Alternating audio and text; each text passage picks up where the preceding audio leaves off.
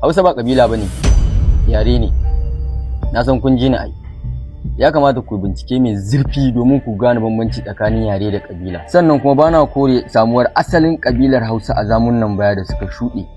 Amma wannan tarihin ya bata a burbuɗin littattafan hikaya. Yanzu muna zamani ne na ilimi da hujja, ba na babatu da harbati maci ba. Ba hannun dan fodiyo a canja fasalin tarihin ƙasar Hausa. Turawa ne suka gurɓata ta. Turawa ne suka rubuta asalin Hausa baya jidda. To ta yaya Balarabe zai zama tushen mu? Turawa ne abokan gabar, ba dan fodiyo ba. Dan fodiyo ya dau Hausa a matsayin official language na ƙasar Hausa, ba Fulatanci ba. Turawa ne suka rusa ginin, suka kawo mana Turanci ya mai gurbin, suka lalata mana al'adu. Turawa ne abokan gabar, ba mujaddadi ba. Hausa ta fi kowane yare yawa a Afirka, amma Turawa suka ɗau alƙalami da tawada suka ce Swahili. Ko kun san cewa a kaf Afirka Hausa ne kaɗai take da international recognition ta hanyar sadarwa har guda 3. Na farko BBC Hausa, The Voice of America na Hausa, da Radio France International wato RFI Hausa na Sawa Luru. Na san kun gane ta. Wa'annan wato mu dawo kan manyan yaruka na duniya. Turanci ba kabila bane, yare ne. Faransanci ba kabila bane, yare ne. Larabci ba kabila bane, yare ne. Yawa an zo daidai wurin. Na san anan wasu za su yi kari. To Larabawa kala biyu ne.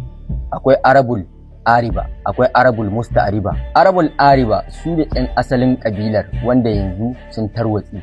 Sannan kuma akwai Arabul Musta'ariba wato Arabanized Arab, wanda su ne muke gani a ƙasashen Larabawa, kamar yadda Hausawa muke gani a ƙasashen Hausa ba asalin kabilar ba. Amma yaren Hausa na shirin tumbatsa nan da wasu 'yan lokaci kaɗan. Ku ji abin da Albani ya faɗa.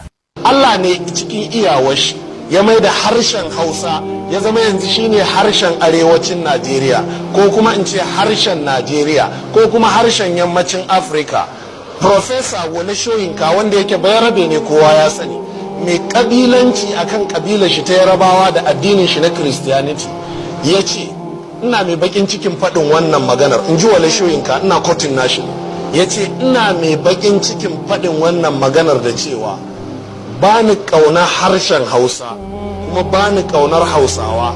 Ya ce sai dai kaico har jikoki na ma nan gaba Hausa za su yi, ba za su ci gaba da Yarabanci ba. To da wannan dalilin ne Turawan yamma suka ga da me za su yi amfani domin su dakushe yiwuwar yin hakan ta faru. Shine aka fidda wannan kungiyar da ta kori baki. To ƙarya kike gimbiyar Turawa. Sunan da na sa mata kenan. Ya kuke gani? Sunan ya hau.